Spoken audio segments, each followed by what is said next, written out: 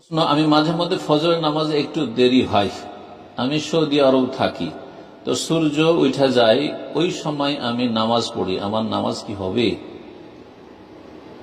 মাঝে মধ্যে নামাজে দেরি হয়ে যায়। দুনিয়ার কাজে ডিউটিতে দেরি হয় না। যারা প্রবাসী থাকেন সৌদি আরব, তাদেরকে দেখি ফজরের আগে ডিউটিতে যাওয়ার জন্য বাসের অপেক্ষায় গাড়ি রাস্তায় ধর্ণা দেয়, দাঁড়িয়ে থাকে। আল্লাহু আকবার। 3টা পয়সার জন্য জাগতে কোনো অসুবিধা নেই। কারো কোনোদিন ফ্লাইট মিস হয় না। রাত 2টা 3টা যে কোনো সারা রাত জেগে বসে আছেন সেই ফ্লাইট ধরার জন্য। কখন যেতে হবে আপনাকে জাগাবার কোনো লোক লাগে না। তার মানে দুনিয়াকে দিনের ওপর, সালাতের উপর প্রাধান্য দিয়েছেন। আর যারা দুনিয়াকে, দুনিয়ার চাকরি বাকরি পয়সা রোজগারকে সালাতের উপর প্রাধান্য দেবে, তাদের জন্য জান্নাত নেই।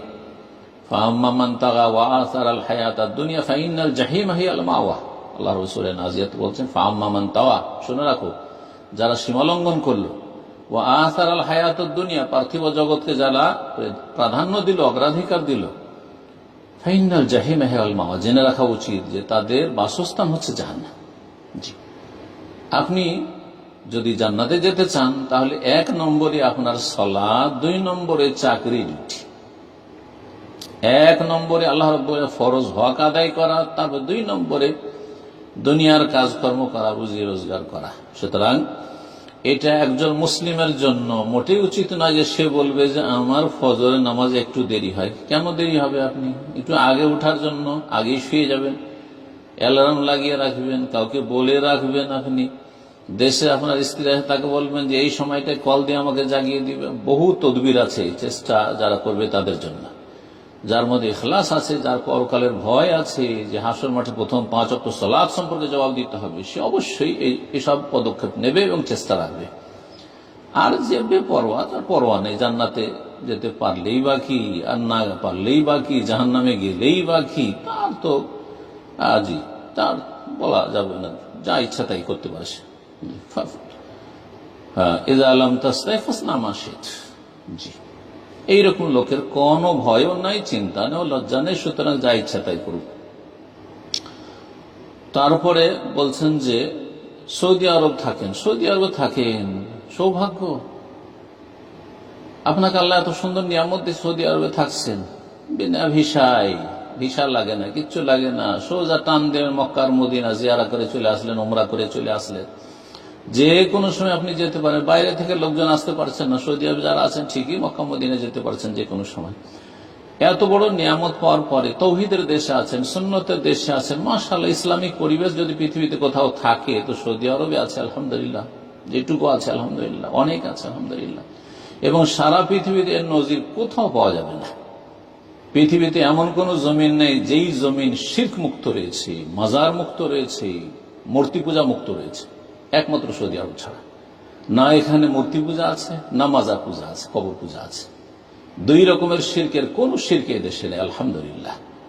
না এই দেশে কোন রকমের বিদাত আছে, মিলাদ আছে, আর কিয়াম আছে, আর অন্যান্য বিদাত রয়েছে, পীর মুরিদের বিদাত রয়েছে, কিচ্ছু নেই আলহামদুলিল্লাহ। আলহামদুলিল্লাহ। সেই দেশে থেকেও যদি আপনি 5 ওয়াক্ত সালাত ঠিক না করতে পারেন, তাহলে আপনার ক্ষেত্রে বা এইরকম যারা অসংখ্য প্রবাসী আছে যারা সৌদি আরবে থাকে হতভাগা, এমনকি মক্কা মদিনায় থাকে হতভাগা, আল্লাহু আকবার, তাদের সম্পর্কে মাঝে মাঝে এই আয়াতটি আমার মনে হয়। জি, ওমান কানা ফি হাযিহি আ'মা ফাহুয়া ফিল আখিরাতি আ'মা ওয়া আদাল্লু সাবিলা।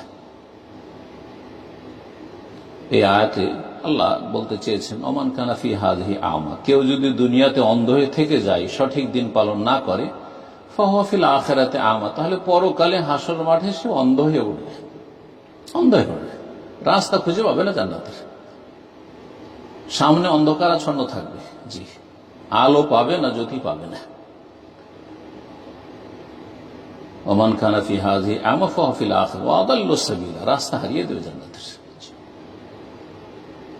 এই আয়াতটাকে আমি এভাবে ফিট করি যে যেই ব্যক্তি সৌদি আরবে থাকা সত্ত্বেও আন্ধা হয়ে থেকে গেল, সে তাওহীদ ঠিক করতে পারলো না, সে সুন্নাত ঠিক করতে পারলো না, সে শিরক বিদআতকে চিনতে পারলো না, শিরক বিদআত মুক্ত হইতে পারলো না, 5 ওয়াক্ত নামাজি হইতে পারলো না, যেই ব্যক্তি কাবিরা গুনাহ থেকে মুক্ত হইতে পারলো না, যেই ব্যক্তি ফরজ ওয়াজিবের হেফাজত করতে শিখলো না সৌদি আরবে থেকে, ফাহুয়া ফিল আখিরাতি আ'মা, সেই ব্যক্তি ভারতে গিয়ে, বাংলাদেশে গিয়ে, সারা পৃথিবীর যে কোনো দেশে চলে যাক সেখানে, সারা জীবন আন্ধাই থেকে যাবে, হেদায়েত নসিব হবে না। যার সৌদি আরবে হেদায়েত নসিব হয়নি তার অন্য দেশে গিয়ে হেদায়েত নসিব হওয়াটা বিরল ব্যাপার।